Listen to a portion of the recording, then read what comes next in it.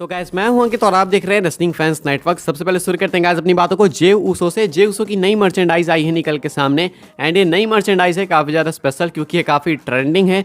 क्यों ट्रेंडिंग है? क्योंकि इस मर्चेंडाइज के ऊपर ब्रांडिंग लगी हुई है यीट की। जी हाँ, यीट। अब इसको पता नहीं मैं क्या एक्सप्लेन करूँ, इसे क्या बोलूँ मैं। यीट है क्या ये एक स्लैंग है? स्लैंग भी नहीं है।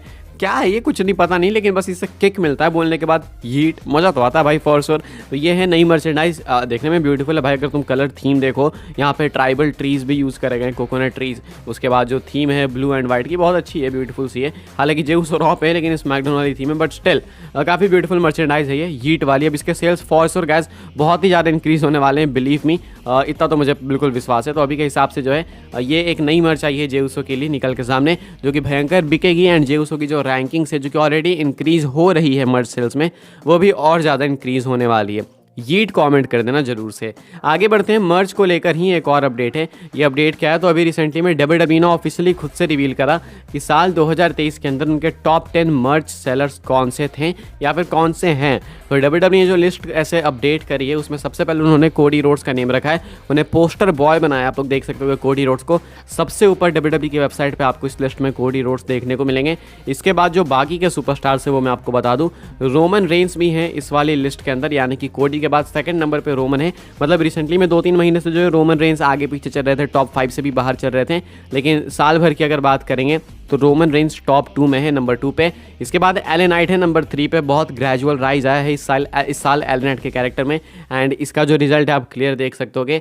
जॉन सीना है नंबर 4 पे। रिया रिप्ली भी जो है यहाँ पे है। रिया रिप्ली के भी स्टॉक्स काफ़ी राइज हुए हैं, तो उसका रिजल्ट यहाँ पे। सेथ रॉलिंस है शॉकिंगली। मुझे नहीं लगता कि सेथ रॉलिंस की मर्च लोग इतना खरीदते होंगे, लेकिन मर्च स्टाइलिश होती है तो मे भी उस वजह से भी लोग खरीद रहे होंगे, क्योंकि ऐसी बुकिंग के हिसाब से तो मुझे नहीं लगता कि लोग खरीदे बढ़ेंगे मर्च, क्योंकि बहुत कुछ यूनिक नहीं हो रहा है ना यार। बहुत कुछ यूनिक होता है तभी लोग मर्च खरीदते हैं, या फिर कुछ बहुत ही आइकॉनिक होता है। लेकिन स्टाइल वगैरह है इनके मर्चेंडाइज में, इसलिए नंबर 6 में सेथ रॉलिंस।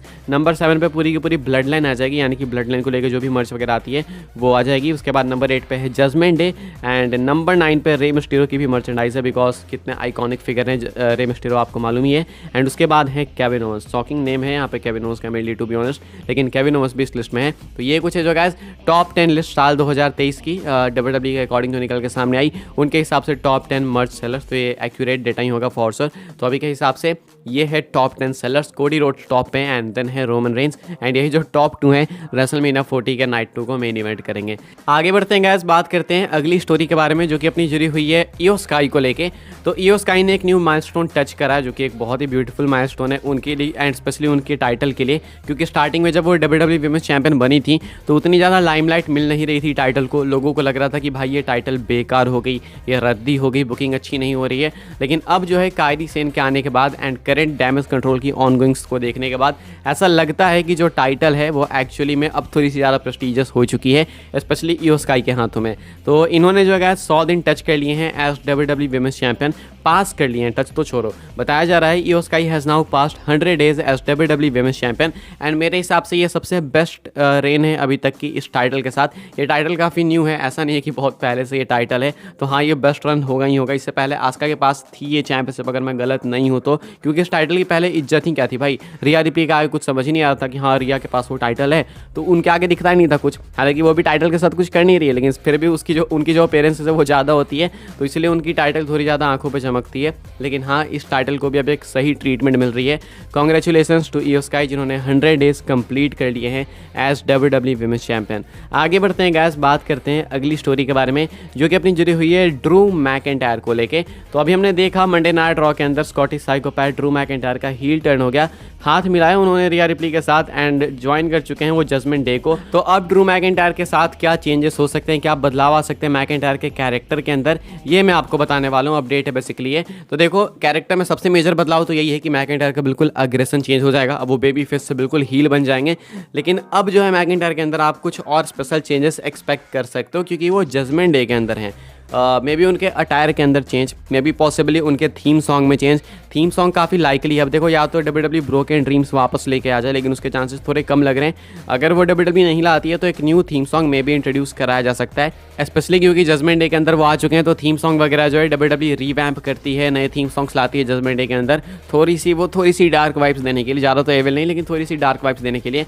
तो ये कुछ चेंजेस गाइस आप लोग एक्सपेक्ट कर सकते हो मैकिंटायर के कैरेक्टर के साथ। मे भी हो सकता है अटायर के अंदर भी कुछ चेंज हो जाए, मैकिंटायर जो पहन के आते हैं, जो भी उनका रिंग गियर है, उसमें कुछ बदलाव आपको देखने को मिले, इसकी प्रोबेबिलिटीज़ काफ़ी ज़्यादा है। कुछ तो चेंजेस आपको पक्का देखने को मिलेंगे कैरेक्टर से हट के भी, मतलब उनके अटायर में, थीम सॉन्ग वगैरह में, ये कुछ बताया जा रहा है। क्या आप लोग एक्सेप्ट करने को तैयार हो? ये सब कमेंट करके बताना जरूर से। काफ़ी सारे लोगों को मैं देख रहा था कि भाई ये क्या है, मैकिंटायर के बारे में कह रहे थे कि भाई इसका बेबी फेस रन चलेगा नहीं, ये सॉरी इसका हील रन चलेगा नहीं, ये बंदा बेबी फेस नहीं परफेक्ट फिट है। लेकिन एक्चुअली में गाइस ऐसा है नहीं। मैकिंटायर जो है पहले परफेक्ट हील थे, बीच में वो जब बेबी फेस बने तो क्राउड थी नहीं, इस वजह से चीज़ें थोड़ी ज़्यादा लंबी खींच गई। WWE को लगा कि अब क्राउड तो थी नहीं, अब क्राउड के सामने इसको बेबी फेस कंटिन्यू करते हैं। लेकिन अब जो है मैकिंटायर हील बन चुके हैं, तो आप लोग जरूर से एक्सपेक्ट करो बेटर बुकिंग उनके लिए, एंड कुछ बेटर होगा उनके साथ पक्का फॉर श्योर।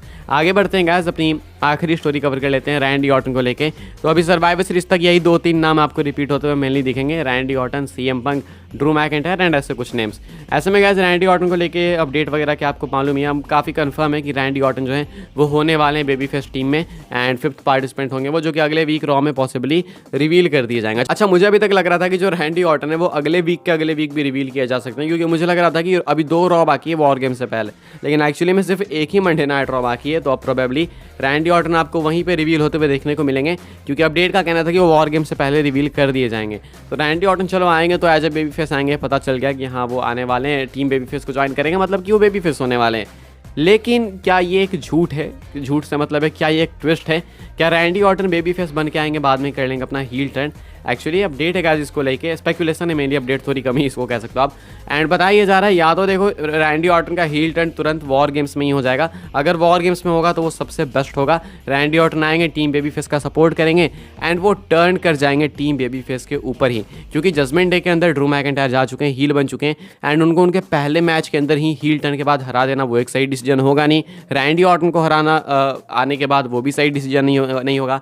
तो ऐसे में अगर ड्रू मैकिंटायर को भी स्ट्रॉन्ग दिखाना जजमेंट डे के अंदर, एंड रैंडी ऑर्टन को भी स्ट्रॉन्ग दिखाना, उनकी भी हाइप जनरेट करनी है, तो परफेक्ट तरीका है कि रैंडी ऑर्टन को ही हील बना दो आप वॉर गेम्स के अंदर। हील बनाने का मतलब ये नहीं कि ज्वाइन करा दो जजमेंट डे को, बस हील बनाओ एंड अपनी ही टीम पे वो अटैक कर दे। कोडी रोड्स के साथ में भी वो फ्यूड कर सकते हैं, या फिर सेथ रॉलिंस की वर्ल्ड चैंपियनशिप के पीछे जा सकते हैं, तो वो अपने टीम के ऊपर ही टर्न कर दें, या तो मैच के बीच में या तो मैच खत्म होने के बाद, अगर वो जीत रहे हैं या हार रहे हैं जो भी हो। लेकिन रैंडी ऑर्टन अगर मैच के बीच में हील टर्न करेंगे तो सबसे परफेक्ट होगा, इस वजह से टीम जजमेंट डे जीत पाएगी, एंड मैकिंटायर का भी हील रन या फिर आप कह लो हील टर्न का पहला मैच सक्सेसफुल होगा। ये कुछ अभी के हिसाब से स्पेकुलेशन है, तो प्रोबेबिलिटी है कि रैंडी ऑर्टन अपना हील टर्न कर सकते हैं सीधा वॉर गेम्स के अंदर ही।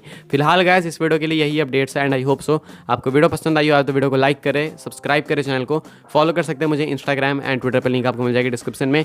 ज्वाइन कर सकते हैं व्हाट्सएप चैनल को भी, उसके भी लिंक है डिस्क्रिप्शन में। मिलते हैं अपनी नेक्स्ट ऑफर काफ़ी इंटरेस्टिंग वीडियो में।